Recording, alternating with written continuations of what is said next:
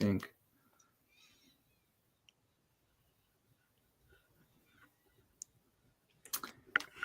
How's it going, everybody? Welcome to the TNA Body Slam Post Show.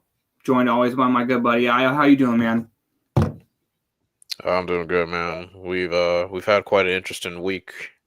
Not just wrestling, you know, entirely. Shows getting canceled. You know, people saying what they want to say, and then this and that, Mm-hmm. and yeah. UFC. I mean, WrestleMania news, WrestlePalooza, all out this week. Yeah, a lot of things going on. These couple weeks, but yeah, we're here to talk about what's going on in TNA world, and kind of like get to the bottom of it. But yeah, Mm-hmm. besides, I'm Mm-hmm. doing pretty good. How about you, man? Yeah, like you said, like with everything, like a lot of stuff going on outside of the wrestling world. But then when it, when it gets to the wrestling, it's nice to have a nice escape. You know what I mean? From Hmm. everything else going on. So yeah, it was a nice change of pace. Like you said, a lot going on. Yeah. Speaking of Well, which, but before, just real quick, what do you think about the tonight's show overall in general? I thought it was a pretty good show. Like, we really had like a lot jammed into these 2 hours, like from segments to matches to like Bound for Glory stuff, Victory Road stuff. So yeah, I was thinking like, man, we were like right close to the main event. Like, we already had a lot of stuff jammed in. So yeah, it should be really good, interesting to review. Yeah, I thought, and we're going to get into it a little bit more when we get into it. I thought, especially coming off Tuesday, and I know this is a tape show. I thought this was a very good show, and I thought the matches were good. But at the same time, I just think that they're really, really doing a good job building momentum for their, more important. Even though Victor Rose coming up, more importantly, BFG. I think they're really adding a lot of juice to that. So I commend them for that. Yeah. Uh, just want to before we get into it, I just want to remind everybody that this week's podcast is sponsored by Shroom Bar, the protein mushroom bar. It's made up of not psychedelics, but 4 powerful mushroom adaptogens. It has lion's mane, which increases focus, memory, and neuroplasticity, making it easier to form new patterns and learn new things. Next time you're trying to learn that new move, it might actually stick in your head rather than forgetting it immediately. It has Cordyceps, which increases VO2 max, blood flow, and overall endurance. It has Reishi, which decreases stress. It has Turkey Tail, which boosts your immune system. And we all know you're going to need that when you're on those nasty ass gym mats. On top of all that, it has 12 grams of protein. Go to eatshroombar.com and use code BODYSLAM at checkout for 25% off your first order. Okay, obviously, before we're going to get into TNA, we got to get into what happened on NXT. And I think, this is what a lot of people are waiting for, Isle. You know what I mean? Like, they've been Yeah. kind of calling. You know what I mean? You even saw the I word be said a lot. You saw the word invasion being said by a lot of people. Yeah. I even saw They the post. yeah, the cool poster one of our buddies Yeah, in the group chat made of Shawn Michaels and Carlos Silva's face to face, referencing like the Invasion 2001 poster. Yeah, that was pretty cool. when this was going down, this just reminded me how everyone kind of talks about, oh, like what if you had Twitter during that time? And I think this was kind of Yeah. like the closest thing because, you know what I mean? Like the wrestlers tweeting real time their frustration. I thought that really added to this, and I wasn't upset that we didn't get anything that night because as we know, we found out that there's going to be a winner take all match next week between Obafemi and Trick for both titles, and I think that's the spot where you want to see something. Yeah. Well, what was your thought on this? All this when it went down? Well, Bird, like it just kind of came out of nowhere. Like, it's NXT Homecoming. Everyone eyes on the nostalgia and this and that, and then I'm trying to remember. I remember seeing like a few tweets. Uh, well, it started from Cedric to Alexander to Matt Cardona, then to Max Santana. So like basically these were just kind of tweets of and I'm pulling up some of them. Basically kind of like feeling like how how we the TNA fandom and like obviously Rebels of fandom have been feeling for a while. Like TNA has been kind of like um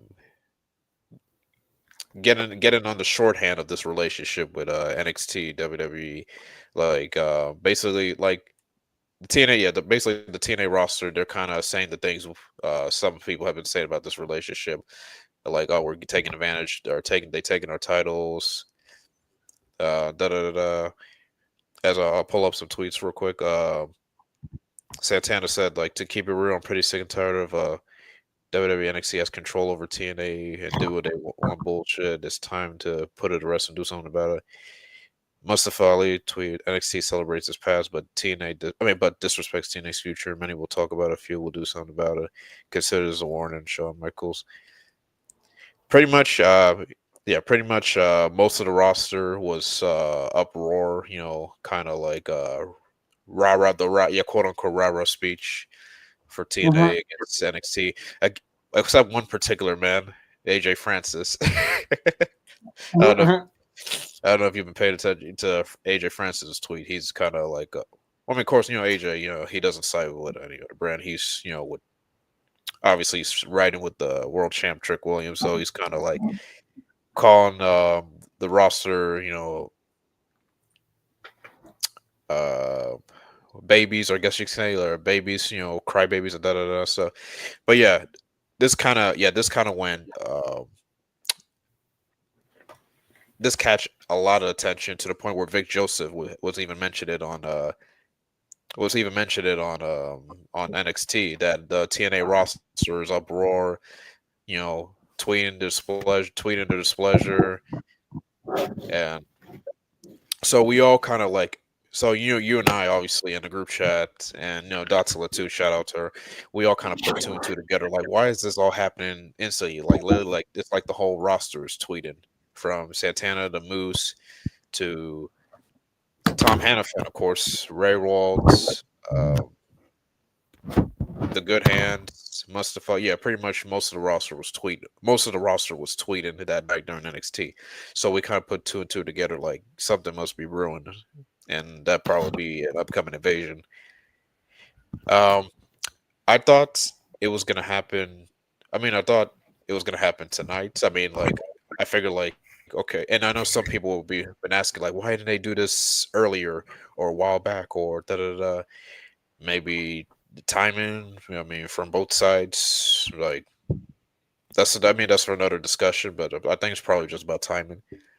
So later on that night, we mentioned Trick Williams confronted Obafemi and Ricky Saints. But as we know, Trick, he's not just satisfied being TNA World Champion. He wants to go after the NXT title, and in doing so, they set up a title versus title match, sanctioned by both Ava and Santino, which is kind of weird because based on a few weeks, with Trick and the 50-day title defense and facing Santana back for glory, but that's for another conversation. So yeah, title versus title next Tuesday, Oba versus Trick. And again, the whole TNA roster still obviously not really pleased with that, still tweeting their displeasure. And then what's interesting was at the end of NXT, and I know you saw it too. As Oba and Trick were facing off, Ava, the general manager, was looking at her tweets, and William Regal mentioned like you got. He mentioned like she has some big issues on her hands next week, so basically implying like yeah, we're gonna probably get an invasion next Tuesday. All right, so yeah, Bert, so how do you feel? So what's your thoughts in mind, and then what do you think we can expect by next? Basically, like, what do you think is gonna happen next week? I would I would think that Trick is gonna. I think Trick is gonna cost, well, because you can't, obviously Obafemi's not gonna win the title. So obviously, just Trick is. I would think Trick Santana is just going to come out and cost Trick the opportunity of being a double champ. You know what I mean? I don't expect him to go at Oba. You know what I mean? But yeah, I don't expect a clean win. I don't think we're going to see double champ on either side. Less from Oba. You know, I don't think they're going to put both titles on Trick at this point. The interesting thing is that both Victory Road and No Mercy are next week, and like Oba is scheduled to face Ricky Saints. Yeah. So I don't think like they would kind of like pull like a fast title change, like Trick's gonna beat Oba, and stuff. So yeah, basically, yeah, I think I don't think any title change in hands. Something's likely gonna go down, maybe interference or whatnot. But yeah, should be interesting. Next week should be interesting. This has like a lot of everybody talking, from talking not just from TNA fans, but from outsiders. Like, oh, what's going on? The invasion coming, and stuff. Our buddy Draven on the group chat, hyping it up. Shout out to him and stuff. Is Trick, or I mean, is Santana advertised for Victory Road? Not yet. And you said they're both those shows are on the same night or the same weekend? Victory Road is on a Friday. No Mercy is Saturday, I think.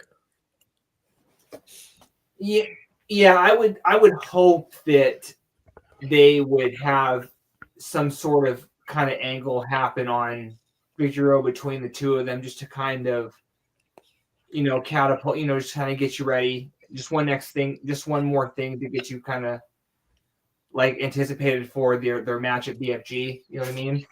Yeah. But as far as the invasion angle, yeah, I'm interested to see who TNA sends next week. Of course, I would hope that they don't send too many former WWE people, just because that's the kind of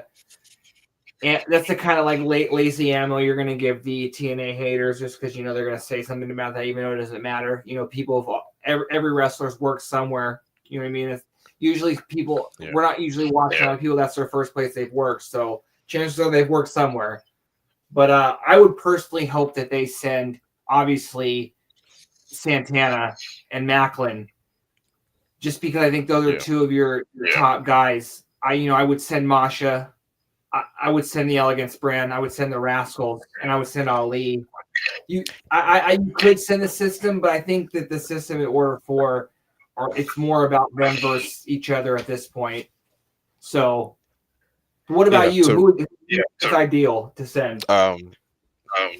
Macklin, Santana, Masha, Moose, mainly like the main top players of the brand, to really kind of like set a statement, like, hey, taking our world titles didn't just like set one person off and set the entire roster off, and kind of like let NXT and Shawn Michaels know, and like, hey, like, we're not just because you guys have NXT and the CW and like, we're not just gonna bow down to whatever and stuff. Mm-hmm. So yeah, whatever happens next week really needs to make a, pun intended, impact. So yeah, I completely agree with you, just because this is a moment to kind of silence the haters a little bit, who I know a lot of them don't watch TNA on the reg. At least I don't think they do, but they're the ones that will comment, oh, TNA is owned by WWE, or this is what happens when you sell your soul to WWE. All that bullshit. You know what I mean? So, it's funny, like, it's gotten some fans really hooked in, like, oh, the TNA wrestlers are really upset about this whole NXT thing or so. But I mean, hey, it makes for good. Yeah, it makes for good interest. If it's got a lot of people synced in, then they're doing their job. Completely agree with you. What you know what I mean? It's like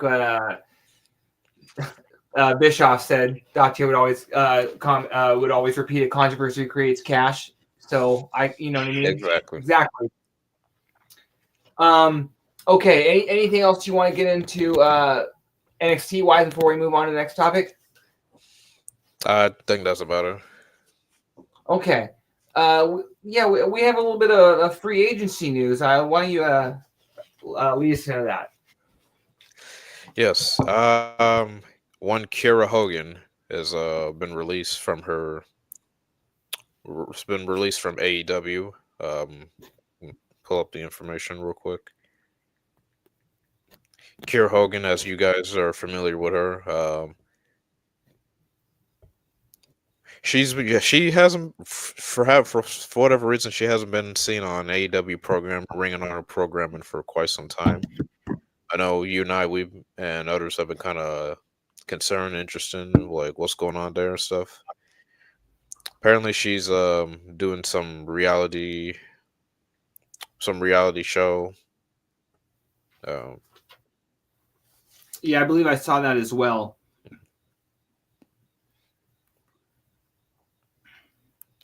Can't find it. Oh,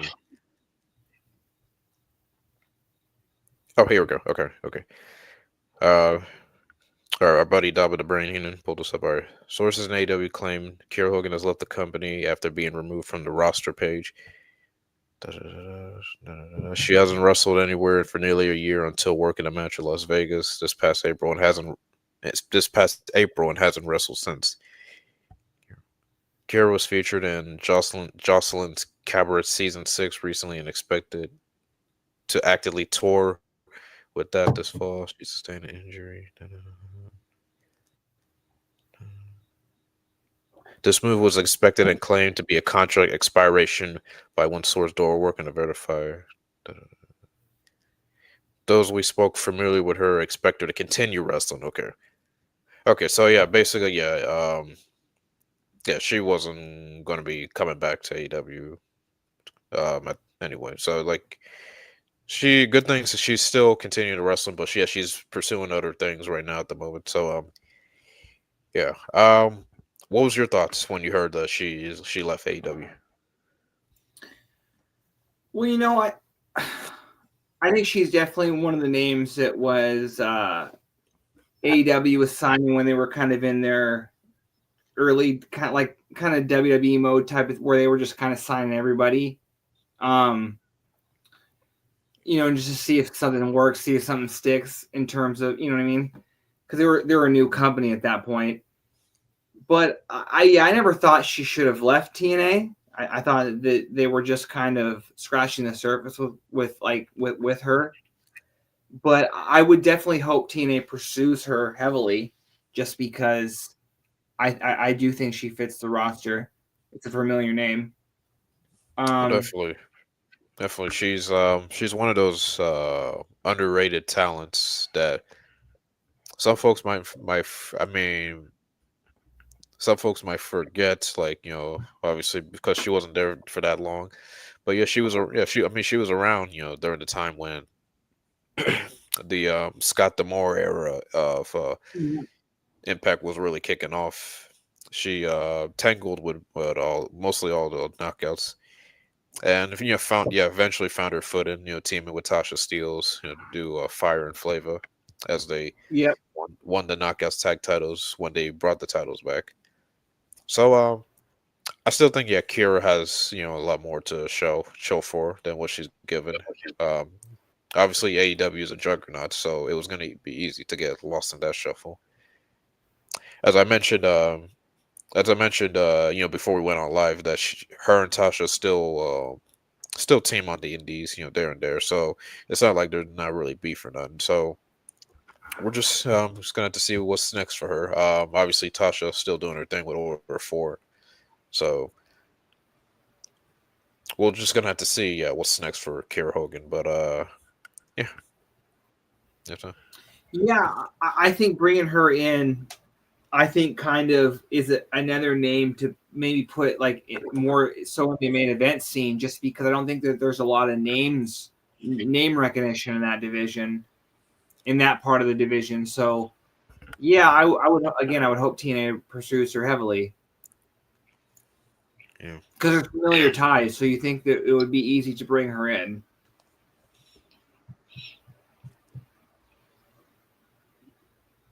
Okay. Before we get into tonight, anything else you want to say before we get into tonight's show? I think that's about covers it. Okay. We're gonna start tonight's show. TNA Impact. We're still from the Armory in Minneapolis. This is the last night of the taping. I like this venue. You know what I mean? The way that they set it up. This was a really good crowd. These last few shows. Yeah, they've done a We good don't. job. They done a good job putting the house in, putting a good house, in Yeah. their first night and their first time in Minnesota. So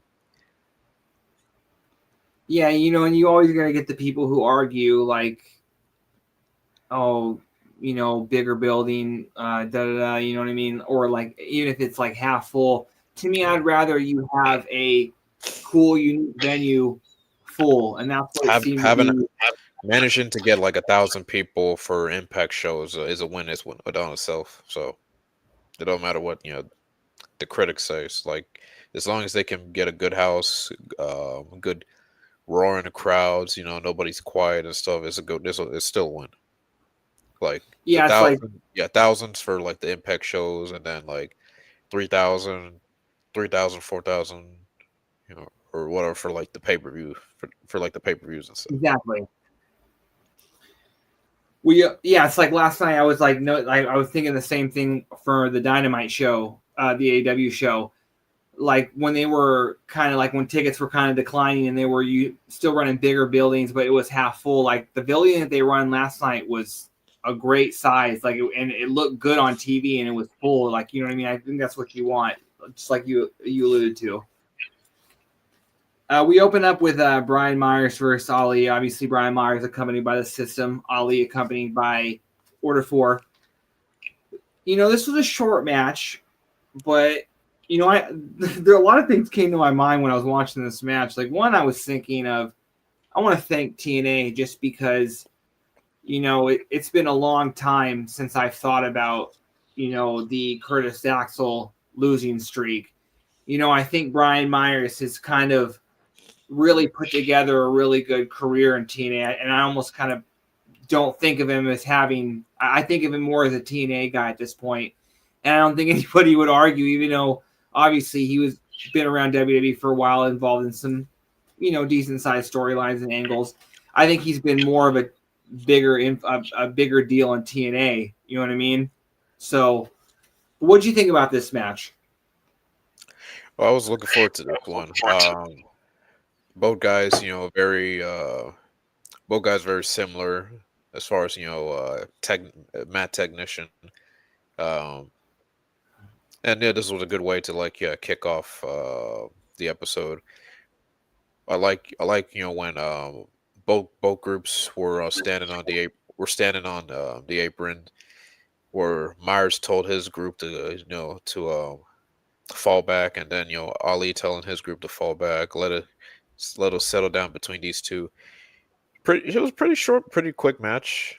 I ain't gonna lie, like it was kind of over within like 5 minutes or so. But then obviously the bigger pictures will happen after. But yeah, they're doing a really good job of building this faction warfare feud between these two top factions in TNA. Um, and like the good part is everybody is getting a chance to shine, and even including the women too. Um, so yeah, after the match, yeah, all hell broke loose. The guys got involved, the women got involved.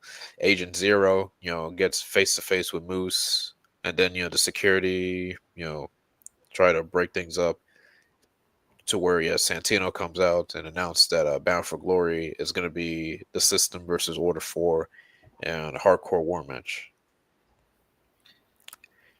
And yeah. Oh, what you're saying? Oh no, I was just gonna add real quick. That headbutt was that headbutt spot.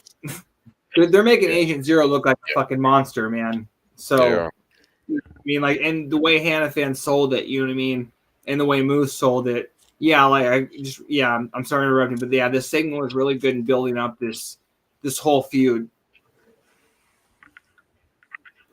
yeah. What's interesting, yeah, that Yeah, like that. He pointed out, yeah, Agent Zero. He's a very, he's a difference maker in this, and I'm glad he's in this match too, because like he's basically like the secret. He's like Ali's secret weapon and da da da. So he's gonna be very a difference maker in this match. And interesting, yeah, JDC. I look at the card. Yeah, JDC seems like he'll be back by Bound for Glory time. So Mhm. this is like, yeah, this is kind of like the payoff between the factions. Yeah. We'll get into another time who we think should win, but yeah, so far, yeah, Bound for Glory heating up. You know, It really, unless something happens, I really wish we were getting the double cage. You know what I mean? Just because I think that's kind yeah, of I did. Yeah, I did mention like I would have preferred this to be a League the Lockdown match, but yeah, maybe for another time. Yeah, just I think because I you think. know what I mean. Continue.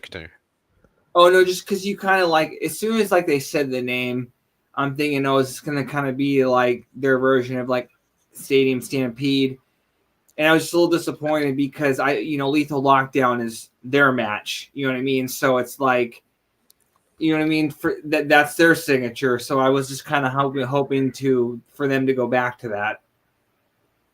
Yeah. I think because like at least for Hardcore War, there's enough space to like brawl around the ring and into the crowd. I think that's why they're going that route. Okay, that makes sense. But yeah, steel cage split would be nice. But yeah, So yeah, as you allude to, Santino announced after all this went down that at BFG we're going to get System versus Order 4 and Faction Warfare, and I cannot wait. I cannot wait for that. BFG is shaping up to be really nicely, and obviously, we for the people who pay more, that's all they care about. It is a big deal, but the tickets for that show are moving pretty nicely, so that's going to be a packed crowd. yeah. Okay, let's move on to the just a quick interview with Gia and the Nemesis. This is kind of funny, like Ryan was just, as he is one to do, just kind of bad comedy, cheesy shit. Like Nick kind of like got intervened a little bit, but it was basically just, he basically let him go in the end. But this was fine. Yeah. Yeah. Nick was kind of like kind of like being like the I can't believe this is my brother feel like type of feels. Yeah, I kind of like the tandem with Nick and his brother. They Ryan doing most of the talking and Nick being the kind of serious face. You get down to business or whatnot. So yeah. Real quick, I just want to go to Dacia's comment. Dacia has asked, obviously, Dacia should be well known around this show. Everyone knows she is. She says, is this match going to feature Lish and Steels? I don't know about that. Obviously it's TNA, and you would think that's a possibility, but there's I just thought of It this. is. It's gonna include them. Okay. Yeah. Because one thing you could do is like have a match beforehand between the two of them, and the winner decides who gets the man advantage of the match. Like that could be one thing they do. But yeah, I'm glad that they're going to feature them. I like that. Yeah. It is. I'm sorry. Okay. Yeah, it is gonna include them. Okay, I like that a lot. Yeah, all of Order 4, including all of Order 4, including Agent Zero, and all members of the system. Yeah. Okay, I like that a lot. Well, that's going to be a great fucking match. And again, we're not even we haven't even done Victory Road yet, so we have a long time.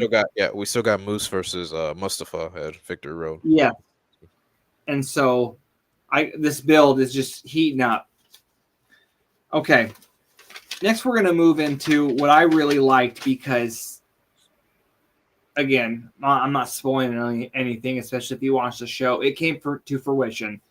We just had Iceman talking with Danny Luna, and Iceman, just the way Iceman was animated, just asking Danny Luna to hurt Indy because soften her up, just so she might get a future shot because of it. I really like this. Danny didn't have to say anything, and she just came off as like, you know what I mean? Like, oh, they're doing such a good job with Danny Luna. Definitely. Definitely. She's becoming very unpredictable. Yeah. Basically, like you don't know when, like any like it's at this point like she doesn't even care about wins or losses. Like right, she just want to put a hurting on put a hurting on people, even to go after security guards if they get into her way. They're doing a really good job with building this heel mean streak of her. And Uh-huh. yeah, it seems like the personal concierge is trying to do like a you scratch my back, I scratch your back. Make sure Indy is less than 100% going into Bound for Glory. Um, Uh-huh. da da da. So yeah, it's pretty interesting. As we know, we're gonna get into that match later on. Okay. Next, we move on. Again, I'm saying this as it's not a big deal. ODB is here. She's got the meet and greet food truck. Yeah, Everyone, if you watch, you should know who this legend is. I have heard you say that. I believe that she's one of your favorites. I've always was a fan of ODB as well. This is cool. yeah. This episode is a pretty good nostalgia feel for some fans. As yeah, Mm-hmm. we saw one OG, yeah ODB. Yeah, I was a big fan of her. I watched her when the division was really starting off, and like she, was very different from the rest of the knockouts. She kind of Mm-hmm. yeah, she kind of relates to that working class woman, female talent, and da da da. Mm-hmm. And yeah, had some good matches, had some good memories, good matches. Very good some storylines. With one Eric Young, as we'll get into in a few. So yeah, she currently she's doing well in the food truck business. If you're around the Minnesota area, come swing by. I've heard from good folks that her food is really good. She makes really good on her good meats, chicken, whatever whatever lunch meal you ever need on a busy work day. Call ODB is your ODB is your ODB is your That's fun. hookup. Bam. Okay. Next, we're going to move into what I was pleasantly surprised of the result of this, just because I think that this is kind of going to silence a little people on what are they doing with them. We had Judas Icarus versus Eric Young, and obviously, if at the beginning of this match it told one story, EY was dominating a lot of this match, although there was at one point when I thought Icarus hit a clean as fuck frog splash off the top. Like it was A plus. But we get Joe Henry coming out, causing the distraction, and it leads to a Judas Icarus win. And I think that now I'm seeing what I kind of predict that we're going to see a Travis Williams win in the same fashion, a distraction. Because I think we knew we were leading to EY versus Eric Young. I mean, EY versus Joe Henry. But if we can somehow, which I didn't see, build up Icarus and Williams in the process, I think that's a great fucking scenario. What'd you think about all this? Yeah, well, this was yeah, I agree. This was a very surprising result. I'm glad that they well, it's funny thing like last week they did the bio reflex on Icarus and Williams, having being roughed up after those power drivers. It's good they kind of bounced back like the other following week. Yeah, I'm glad they're still keeping them on screen because yeah, they're a very good tag team. As folks familiar with them with the indies. So yeah, at least this shows that like I mean TNA could have easily had EY beat them and then cast them aside for not for like another couple months or whatnot. But yeah, this was kind of to mainly continue on the feud between EY and Joe Hendry. As we know, Joe Hendry appeared. No one said his name, by the way, but I just again, but he still appeared distracted EY for Icarus to get the win. Um, so then after that, EY, being unhinged as he is, struck a referee. And keep in mind, it's not the first time he did that. Like a few weeks back, he got in trouble for striking a referee. So I figure he's gonna get in trouble again. So yeah, this is obviously leading to the eventful Joe Hendry Eric Young match. And a lot of Joe Hendry news has been going on today. I mean, for folks, um, for folks who want to look up on that later. But yeah, this seems like to be kind of the blow off seemed to be EY versus Joe Hendry. Uh, EY still on this cleanse speech, saying that the cleanse starts with Hendry. Well, I mean, he said the cleanse starts with the former Norma Armory comrades and then Joe Hendry. So EY, yeah, he's one of those guys, like, when he says he's gonna do something, he's gonna do something. So we'll just have to see what's next. Yeah, the old man EY character is always going to be one of my favorites. Real quick, you know, the discussion on Joe Henry is very funny. Like, people already writing off he's going to WWE. That's not the point. I mentioned this before. This is like a team letting a contract expire. They know they can't resign him, and like again, it's like a team going all in, signing 1 year deals, expiring contracts.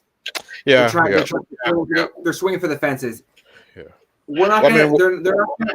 Well, sorry. Go, Al. I was gonna What say, you we're gonna get to more of Hendry later on, but yeah, the fact is, he's still important for both sides. I know he was on the NXT intro last Tuesday, but he's still with us for the time being, so we'll just leave it at that. Joe is helping TNA get across the finish line, and that finish line is that TV deal, that bit more exposure. You know what I mean? So, and that's what he's doing. So yeah, that's again, like you said, we're gonna get into it more in the weeks come, but people just gotta relax. Okay, next we're gonna get into what I thought was an improvement. It was Victoria Crawford. I believe it was like the apprentice, or what, you know what I mean? I forget what she called it. Mentor you. Okay, mentor you. But this was much better than last week. It was a backstage segment. It looked like a podcast almost. I like what they're going for. I think that while I'm not a fan of it per se, I'm a fan of it. I'm a fan of this segment compared to last week. So, again, there's improvement. And I thought this was at least a little more entertaining. What do you think of this? Yeah, I agree. This one was better compared to like last week's disaster. Nothing against Victoria, the former Alicia Fox. So, yeah, it's just, she's not really, and I don't want to say it's her fault. I don't think she was never really kind of given that much opportunity to speak. I mean, granted, I don't think she ever had that much opportunity to speak. Let's be honest. But yeah, it just kind of like, it kind of felt like, we weren't really getting to the point of this. Okay, you're the mentor, and apparently, like, anyone next to you is a mentee, like, or you're claiming the roster are mentees compared to you being a mentor. But anyway, so Jody Thread was her first guest, and yeah, continuation from last week, where Gia Miller was her guest last week, about the whole Tessa Blanchard situation and stuff, and Jody. Oh yeah, well, okay, oh, yeah, I remember. Yeah, so yeah, Victoria was kind of saying that Jody doesn't have any friends in the locker room, da da da, and then they kind of go after back and forth, and Gia Miller's name was mentioned and stuff, and then comes Gia Miller, um, kind of setting the record straight that she doesn't want to be the one that's blamed for Tessa Blanchard getting suspended. That's why she took it upon herself to call to Santino and uplift the suspension for Tessa. So yeah, Tessa's not suspended anymore. We should be seeing her soon. And then of course Gia Miller with her another warning that if Tessa puts her hands on her again, she will f her up. So Mm-hmm. they're definitely planting the seeds for the eventful match or whatever kind of match involving Tessa and Gia Miller. So I think that's going to be very interesting.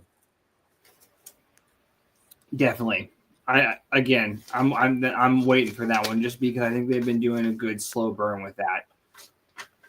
Okay, next we're going to move into what I thought was quite a very funny, entertaining segment. We're the treehouse, and the wrestlers are just kind of talking about what happened in last week's match, but the way that they're explaining it, I thought Wentz was fucking hilarious, but and then and then they're just kind of talking about, oh, you know what I mean, like it was every man for himself, you know what I mean, somebody had to win. But then they kind of talked about how they like facing each other. But what do you think about this early part of this segment? Yeah, this was very funny. This segment. I cracked up when Zach was doing the whole Wumbo Patrick Star reference.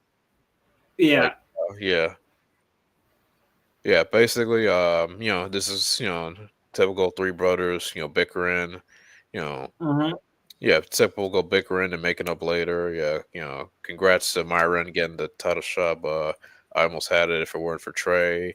Trey almost had it if it weren't Mm-hmm. for Wentz. Da da da da stuff. So yeah, this was very funny. And then Santino then came later. Yeah. Yeah, That was so funny. I forget what he said it smelled like, but it was hilarious. yeah, And then he says pass him. I think he says pass him the cheeses, and then it turned out to be carrots. yeah, Like this was very funny. yeah. Yeah, no, I was very entertained by this. Okay.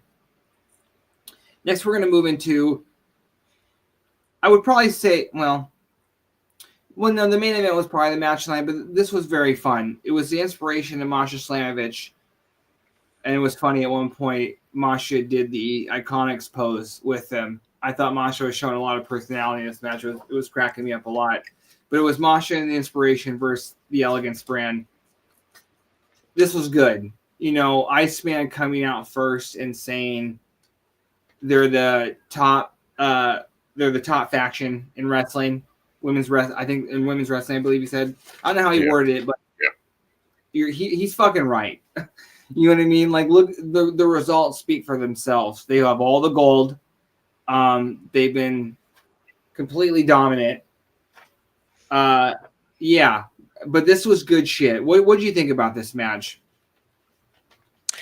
Yeah, to my surprise, this was a this was a very good match. Of course, but then again, like you have good a good team and chemistry, within the Elegance brand, and then the Inspiration, they've been picking up some steam since coming back, and then of course Masha being there. I agree with our buddy personal concierge. I mean, you can't really dispute the Elegance brand, like they are the top women's faction right now. Um, it seems like both sides are just picking up wins back and forth as we head into Victory Road. Um, Mm-hmm. the one thing about the Elegance brand, don't let the beautiness and entertaining side of Ash fool you. They are very clever. As you noticed, like during the match, Ash was behind Ash was behind Ray Wall, sneaking as Hannafin was pointed out and stuff. So up until like the referee wasn't watching, she threw the champagne in Cassie Lee's face for Ed by Elegance to get the pinfall and stuff. So yeah, pretty sure this is a very win at all costs type of group. So this is basically which side gets momentum heading into Victory Road. So, Maggie Lee is going to be. I'm not saying this because she's giant. Like she stands out, but TNA, like, again, TNA sign her at the right time. You know what I mean? She's going to be a huge star for them. You know what I mean? I think that like the more like as the years go on, like depending on how long she's signed for and if they can retain her, I think she's going to be a big player in this Yeah, division. yeah, yeah. Credit to 'Cause- her and Header too. yeah, they've really taken the most out of I mean, yeah, gotten the most out of pairing up with Ash and the personal concierge. when her and Asher, when Heather and Emma are in there, it's like the female Enzo and Kaz. Like size wise, you know what I mean. But Heather's a Yeah, way better worker than Enzo. yeah, yeah. Uh, okay. The tag division's heating up. Like, what's interesting, like Mm-hmm. this is the Inspiration's third title shot. So I would assume Yeah. this is kind of it for them. Like if they don't, Yeah. you know, like if they don't, the throne. I think it's moving up to the next challengers. Yeah. The Angel Warriors, as we'll get into them later. So I think they're the ones that are gonna do it. But yeah. Okay. Next, we're gonna move into again. You mentioned it. Very nostalgia filled segment. We get an episode. We get an episode of the King's Speech with Frankie Kazarian. Man, all yellow. It's a choice, but that's very heelish of him. Come out in the all yellow. yeah, But the Prince shout outs. Yeah, yeah, he goes on to kind of he kind of announces he is a special guest. It turns out to be him. But as he's going on, he must have says a buzzword or a trigger word. Mr. Anderson returns, and to a very big pop. I believe that's his hometown, but he had a quite not I wouldn't say a long career, but he had a very decent run in TNA. I would probably say better than his WWE run. That's probably yep. debatable to some. I didn't see much of his WWE run, but he did always feel like a bigger deal in TNA. I believe he was one of the only few failed cash-ins for Money in the Bank, IO. Yeah, Yeah. But this was good because I believe both. I thought both people played their role completely perfect. Like Kazarian was at all time heel in this segment, just like daring him to do Anderson to do something. Running down his military career.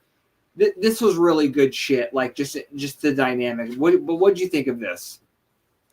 yeah. This was a good good King speech segment, I guess you could say. Yeah, Frankie.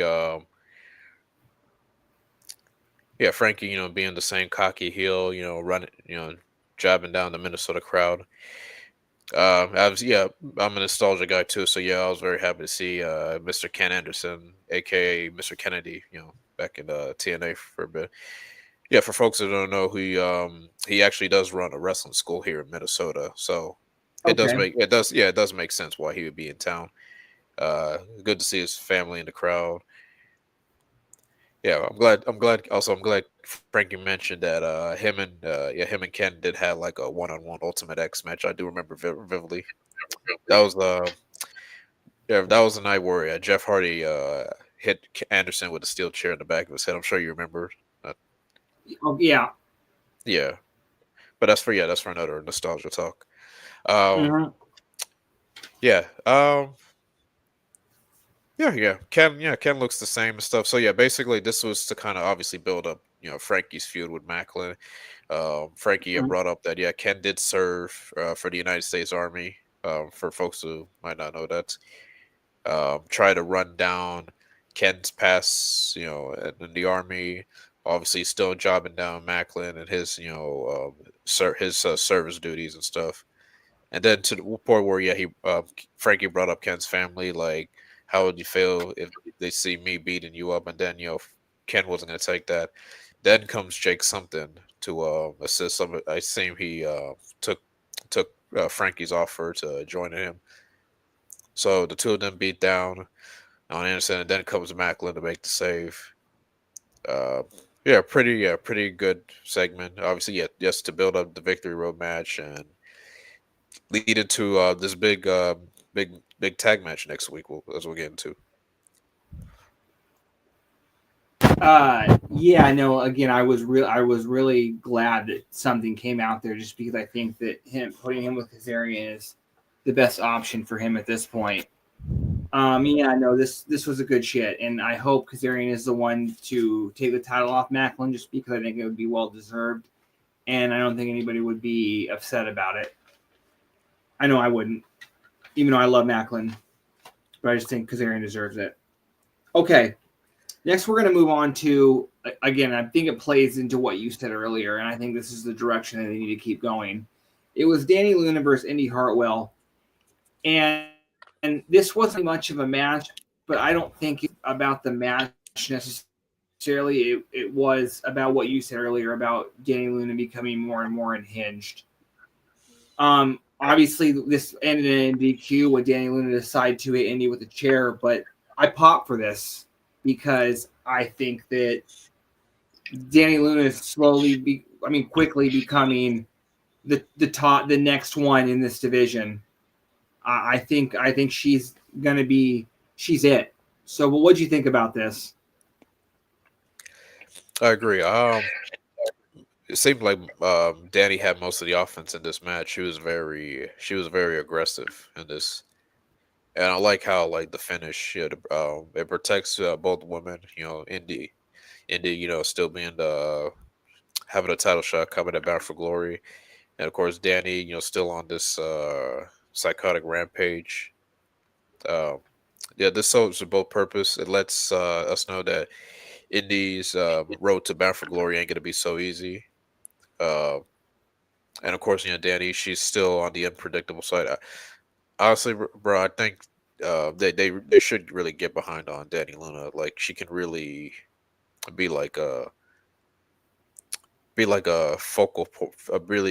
like a main focal part of the division. Because we know it was about time that they were gonna have to like get behind one of the Spitfire team. Because they had a good run together and stuff. So I'm glad that they're running with Danny. Nothing against Jody. I hope she does well too and stuff. So I would say, yeah, keep an eye on both women. Yeah, as we go along to Bound for Glory and post Bound for Glory. Yeah, I don't think they were done with the Danny Indy feud, and I think that almost that's going to be this. This could be one of those things where we see it revisited. Like this is like going to be a long-term feud, almost like Santana Ali, where I think they're going to pick it back up. You know what I mean? They're going to have more than one match to start, but I think that that's going to be. I think Danny will. If Indy wins the title, I think Danny will be the one to take it off of her. I can see that. Okay. Next, we're going to move into, and I don't remember this guy. Someone named AJZ was AJ2. Was that his name? He looked like a jacked up Jungle Boy. You know what I mean? Like a little not as good at hair. You know what I mean? But obviously more like on the Petey Williams type diet, a little more jacked up. But yeah, he's kind of calling out. And he ran down Minnesota. You know what I mean? That was a good heel shit. But apparently, so that he was supposed to be Santana's opponent last week. Am I correct? Correct. Okay. So we get, this was a squash match. You know what I mean? Like this guy didn't really get any offense. Santana, he fucking cleaned his clock with that fucking spin the block at the end. But I was okay with this, you know what I mean? But again, I did not know who this man was. So. Yeah, Santana wasn't in the mood, especially after last week and stuff. And yeah, he let this AJZ guy know what's up. Like shut your mouth, shut your mouth. Thanks for coming. Da da da. With the spin the block, and then of course, Santana gets on the mic. Still, giving warnings to Trick and stuff. And after that, then out of all people, out of nowhere, Ridge Holland comes and attacks Santana. That's kind of very interesting. Like, what part does Ridge Holland have with Santana, or this just making a statement on his part? But I don't know. What was your thoughts when you saw Ridge attack? Here's Santana? Again, I was a little kind of pissed off because, I try to go. I do very well to avoid spoilers. I try my best, and I saw this a couple weeks ago, and I was like, "Oh God." But I didn't know to the extent of what happened. And let me just say, I would be fine with Ridge Holland coming to TNA if this was 4 years ago, 3 years ago, just in the terms of Ridge hasn't been in every level, and I'm not saying failed, but this guy has, we obviously saw him in NXT, then we saw him with the Brawling Brutes, I believe. Then he's back to NXT. You know what I mean? They He's kind of gonna try evolve. to elevate. Yeah, because again, no one's better than TNA at rebuilding somebody. But I just don't think that there's anything to build with this guy. I don't know what this means. I don't know where this is going. But if this is just a quick feud, I'm fine with it. But in no way, shape, or form should Santana lose. This is just another hill for Santana to knock down. I'm going to assume he's going to have a match in probably the Victory Road or some sort. Yeah. Yeah, this is not just another opponent for Santana to knock down. So because I believe Ridge Holland did Ridge Holland face Trick when Trick was champion for the title, or did Ridge face Oba for when Trick was NXT champion? Yeah. Yes. So this is kind of, you can have Ridge come out there and say, I face Trick. You know what I mean? There's stuff. I'm okay with it. Again, it's one match. I'm fine with it. But when I initially heard this and saw it tonight, I was like, okay, really? But again, I'm pumping the brakes. Let it play out. Okay. Next, we're going to move into our main event. It's going to be the Nemesis versus the Hardys. We get the Nemesis coming out. Their jackets almost kind of remind me of almost like the background, like in the office of Scarface, like kind of like that, like tropical sunset background. You know what I mean? Like the jacket is kind of dope. But then you get the Hardys coming out in the all white, like they're looking like they're going to a Miami Heat home game. I didn't know what they were doing with these out. You didn't even almost look like gear. You know what I mean? But this was a fun match. I was not surprised about I was very surprised about the finish, Aisle, because we've been talking about it. I don't think anyone's new. I don't know where the Hardys defend. We don't want the title to be a title match at BFG. We don't think it needs to be that. So, what did you think about this? And were you surprised about the ending? Well, the moment Matt Cardona came down, I kind of figured, he's gonna get involved, and probably mess with the Nemesis. This is a pretty good match, a good main event. The Hardys, showing that they can still, hang and put on a good performance and show. I noticed, before that, Brian never got into it with one of the Anthem members in the crowd with Carlos Silva. I don't know what that's about, but I don't know what that's about, but I mentioned, I didn't like the result too, because this kind of obviously is kind of leading to. So their next stop is in Edmonton, Alberta, and as we know, Jeff Hardy can't leave the country. So and that's going to be their last stop before Bound for Glory. So by that virtue, the Hardys are going to be the tag champions at Bound for Glory, meaning the match with 3D, the Team 3D, the Dudley Boys is like for the tag titles. I already mentioned, I don't think that's needed. The titles are needed, but we're already past that. So, anyway, good match. Cardona getting involved. We'll see where that leads to. Probably match between him and Nick Nemeth,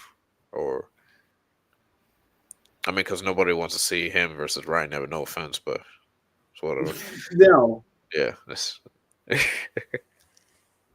So, you continue. So is next week's show taped? Is there? So there's another show in Minnesota, I'm presuming, right? Next week's show taped. It's the last show. It's the last Minnesota show. Okay. Yeah, obviously I don't see them taking the titles off the Hardys next week on another tape show. So you would presume that they're going to go into BFG with the titles, unless they taped the Hardys. Well, obviously they can't do that because they're going to be. So yeah, obviously it's a foregone conclusion. Next week, yeah. Next week is the final negotiation segment, I guess, between the Hardys and the Dudleys. Yeah, I mean, yeah, the Dudleys are going to be here next week. They're going to have like this final segment confrontation, and I think that's about it. Then, Again, we said it doesn't need to have a title. It seems like that's where they're going to go. Obviously, just by the Hardys still being champions. You know what I mean? yeah. But again, I'm a little disappointed, but at the same time, you could say that it being for the TNA titles could be of interest to some people. You know what I mean? That could influence some people from buying the show or not. You know what I mean? So I'm not going to hate it. All right. Before we wrap up and get out of here, do you have any final thoughts on tonight's show? Pretty fun and loaded show. Yeah. Definitely happy. We got to see ODB and of course Mr. Anderson. Yeah, kind of really refilled the nostalgia feels, and of course, yeah, we got some good matches and good segments. We were very close to Bound for Glory. It's crazy, right? Like, Mm-hmm. it's crazy. Like, it's like literally next month, so you can tell things are pacing up. TNA fans should definitely keep an eye on Tuesday NXT. I think Yes. something big is gonna happen that's gonna lead to Victory Road, which is live next Friday too, and then probably bounce that off to Bound for Glory. So yeah, these next few weeks are going to be picking up fast. So I'm excited. How about you? Yeah, because this could be starting the invasion at the right time because I think I mentioned before, like, I think the Survivor Series this year is called War Games. Well, no, I don't know if it's called that, but we're getting close to Survivor Series time, and that's usually when you do those big kind of faction matches, and to build to something again toward that, especially if we're doing an invasion angle, would be pretty cool. Mm-hmm. Okay, but with that being said, I want to thank everyone for joining. I want to remind everyone to like and subscribe this video, and make sure you subscribe to Body Slam to be notified whenever we go live or whenever any of the great people on there go live. But we want to thank you guys all for joining, and we'll see you all next week. Leave.